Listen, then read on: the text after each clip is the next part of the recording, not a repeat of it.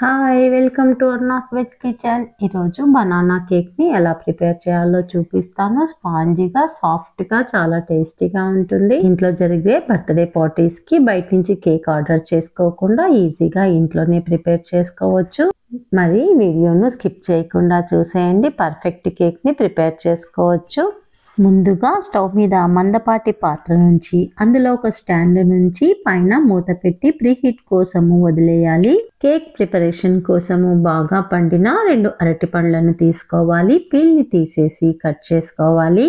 తీసుకునే ప్రతి ఇంగ్రీడియంట్ కూడా మెజర్ చేసి తీసుకోవాలి. అప్పుడే కేక్ అనేది ఫ్లఫీగా స్పాంజీగా ఉంటుంది. నేను తీసుకున్న 2 అరటి పండ్లకు 1 కప్పు వరకు పీసెస్ అయ్యాయి. వీటిని మిక్సీ జార్లోనికి వేసుకొని 1/3 కప్పు షుగరు, 1/3 కప్పు కాచి చల్లార్చిన పాలు, 1/3 కప్పు రిఫైన్డ్ ఆయిల్ని వేసి మిక్సీ పట్టుకోవాలి. ఆయిల్ ప్లేస్లో నెయ్యిని కూడా యూస్ చేసుకోవచ్చు.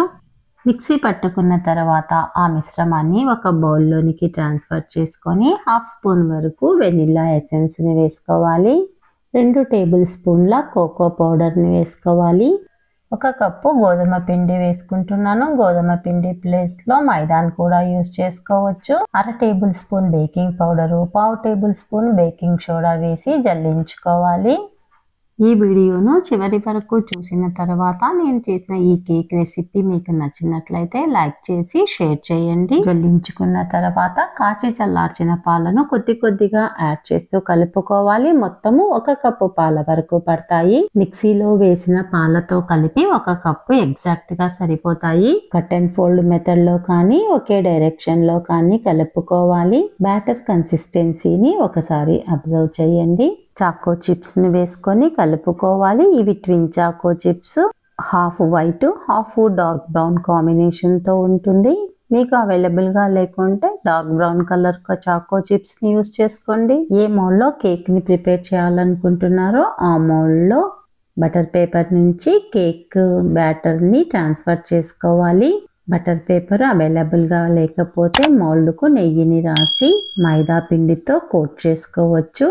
బ్యాటర్ నంతటిని మౌల్డ్లోకి ట్రాన్స్ఫర్ చేసిన తర్వాత 5-6 టైమ్స్ ట్యాప్ చేయాలి. ఎయిర్ బబుల్స్ ఏవైనా ఉంటే వెళ్ళిపోతాయి. పైన మరికొన్ని చాకో చిప్స్ ని వేస్తున్నాను. మీకు డ్రై ఫ్రూట్స్ కావాలంటే డ్రై ఫ్రూట్స్ కూడా వేసుకోవచ్చు. బ్యాటర్ ని ప్రిపేర్ చేసుకునే లోపల బాగా హీట్ అయింది. ఇప్పుడు కేక్ మౌల్డ్ను లోపల ఉంచి మూతను పెట్టి మీడియం టు లో ఫ్లేమ్ మీద కుక్ చేసుకోవాలి. 45 మినిట్స్ తర్వాత ఒకసారి టెస్ట్ చేస్తున్నాను.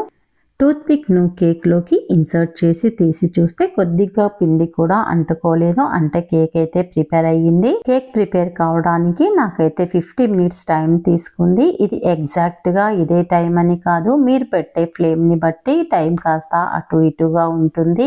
పాన్ లో నుంచి కేక్ మౌల్డ్ ను తీసి పక్క నుంచి చల్లారిన తర్వాత పైన ఒక ప్లేట్ ని పెట్టి రివర్స్ చేసి ట్యాప్ చేస్తే ఈజీగా డిమోల్డ్ అవుతుంది. బటర్ పేపర్ ని తీసేసి మీకు నచ్చిన షేప్ లో కట్ చేసుకొని సర్వ్ చేసుకోవచ్చు.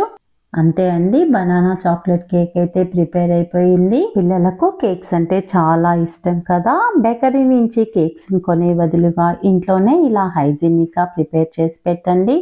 ఒక్క రోజులోనే మీరు చేసిన కేక్ ని ఖాళీ చేసేస్తారు. అంత టేస్టీగా ఉంటుంది. ఇంట్లో బాగా పండిన బనానాలు ఉన్నాయంటే ఒకసారి ఇలా ట్రై చేసి చూడండి. ట్రై చేసే ముందు వీడియోను మరొకసారి చూసి స్టెప్ బై స్టెప్ ఫాలో అవుతూ చేయండి. మెజర్మెంట్స్ డిస్క్రిప్షన్ లో ఉంటాయి. ఒకసారి చెక్ చేసుకొని ట్రై చేసి ఎలా వచ్చిందో నాకు కామెంట్ చేయండి. కేక్ ని కట్ చేసి మిడిల్ పార్ట్ ఎలా వచ్చిందో చూపిస్తున్నాను చూడండి.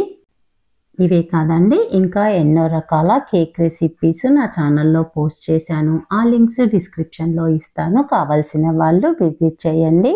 ఇంతవరకు నా ఛానల్ని సబ్స్క్రైబ్ చేసుకొని వాళ్ళు సబ్స్క్రైబ్ చేసుకొని బెల్ సింబల్ని నొక్కి యాక్టివేట్ చేయండి. ఫర్దర్గా నేను పోస్ట్ చేసే వీడియోలన్నీ మీకు నోటిఫికేషన్ రూపంలో వస్తాయి. ప్రతి వీడియోను మీరు మిస్ కాకుండా ఎంజాయ్ చేయగలుగుతారు. Thank you for watching.